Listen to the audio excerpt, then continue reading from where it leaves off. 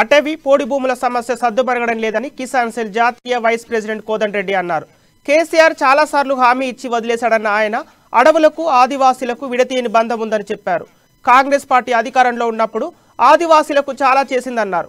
పోడు భూముల హక్కుల విషయంలో కోనేరు రంగారావు కమిటీ వేశామని తెలిపారు.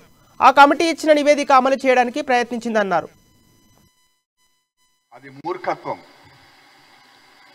అందుకే చాలా ఏళ్లుగా పరిష్కారం కాకుండా ఈ భూముల విషయంలో కాంగ్రెస్ పార్టీ ఎప్పుడెప్పుడు అధికారంలో ఉంటే అప్పుడప్పుడు, అది ఇందిరాగాంధీ గారు ప్రధానమంత్రిగా ఉన్నప్పుడు కానీ, లేక మన్మోహన్ సింగ్ గారు ప్రధానమంత్రిగా ఉండి సోనియా గాంధీ గారు చైర్పర్సన్గా ఉన్నప్పుడు కానీ, అదే కాలంలో రాష్ట్రంలో కాంగ్రెస్ పార్టీ అధికారంలో ఉన్నప్పుడు కానీ, ఈ పోడు భూముల అనే పదాన్ని, ఇది వాస్తవం కాదు, అటవీ భూములు ఇవి.